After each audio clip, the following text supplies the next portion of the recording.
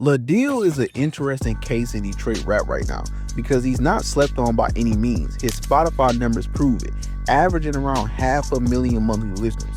His videos do well, his name is buzzing, but for some reason, it feels like Detroit as a city hasn't fully connected with him in the same way that they do other artists. Okay, one. Remember, without God, then you ain't none. Gotta face your problems like a man, can't let them see you run. When it's beef, all the outs retreat, so this beef shit ain't fun. Think about it. Artists like Babyface E or Real the Young OG, who aren't even originally from Detroit, get talked about heavy in the city and are embraced by the culture. But Luhh Dyl, you don't really see the same energy.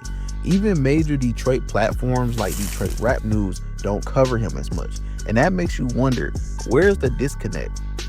Shit, man. Nah, shit been... Part of it might come down to his sound. His music definitely carries that Detroit swag and tone, but it's also different. He has his own lane.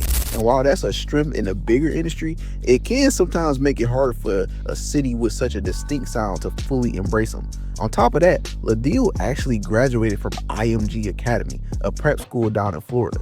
And being in Florida, that culture shift could have influenced both his sound and the way he moves as an artist. Another factor is how he operated in the industry so far. Until his most recent project, Intrude, Dyl didn't have any major Detroit features. In fact, one of his most biggest records right now, sitting close to 1 million views, is a collab with Lil Tony, a rapper based out Atlanta, not Detroit.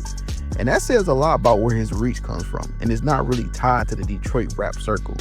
But what's crazy is it almost feels like Dyl just popped up out of nowhere. Not in the industry plant way, but he really did start blowing up quick around 2023.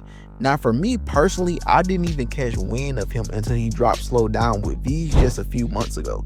And that's wild considering the growth he's had leading up to that point. Come on. Black truck ride, 4-5 on side. 2 hoes on me, 1 black, 1 blind. So maybe the conversation isn't whether Luhh Dyl is slept on. Clearly the numbers show he's not. The real question is, why doesn't it seem like Detroit claims him in the same way they do other artists? Is it his sound, the lack of Detroit features, the Florida influence, or just the fact that he built his momentum outside the city first? What do you guys think? Let me know in the comments below, man, and let's have a discussion about it. And make sure y'all follow, like, and subscribe, and follow us on our Instagram at CM Culture to stay up to date with new posts and videos every day.